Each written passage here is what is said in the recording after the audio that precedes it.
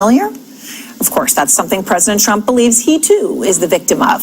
This tweet from just 2 weeks ago from the president says it all. Quote, wow, word seems to be coming out that the Obama FBI, quote, spied on the Trump campaign with an embedded informant, all caps.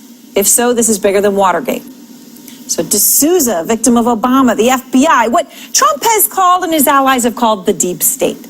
And Trump today also telling reporters on Air Force One that he may pardon or commute the sentence of another man who was convicted of corruption, the former governor of Illinois, Rod Blagojevich. Now, Blagojevich is serving a 12-year prison sentence, even after a judge rejected his plea for a reduced sentence. One of the last times you may have heard from Blagojevich, well, roll the tape. I'll do anything, right? Legal and ethical and honest. Of course.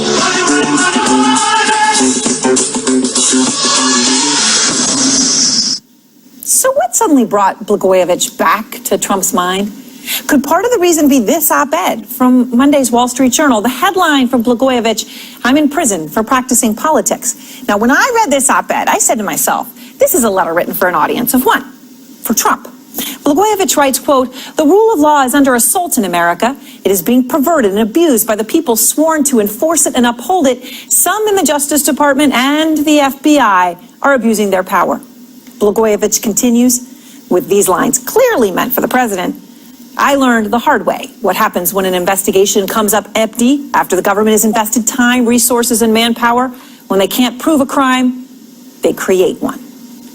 All right, so far, President Donald Trump has pardoned 5 people, and that is something that is not normal. His 3 predecessors all took nearly 2 years before pardoning anyone. But Trump did his first pardon just 7 months into his term. Now, that was Sheriff Joe Arpaio, who, along with Scooter Libby and Navy sailor Christian Mark Socher, claimed to be political targets. And today, the president is floating one more name to possibly pardon, another person he believed was wronged by the Justice Department, specifically by Jim Comey. And that person is Martha Stewart, a woman Trump used to love and more recently publicly loathed. We're going to make a scrumptious meatloaf sandwich, which is Donald's favorite sandwich. Martha Stewart failed when she did The Apprentice, and I just kept chugging along. Every year it was a big hit.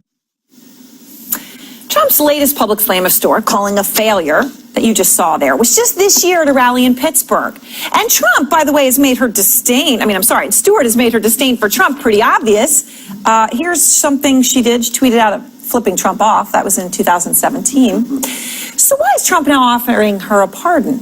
Sure, he's a celebrity. She's a celebrity. People notice. But pardoning Stewart is slamming Trump's nemesis, Jim Comey.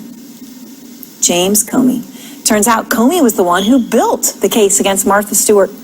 Now, Trump would like you to believe that he is righting moral wrongs.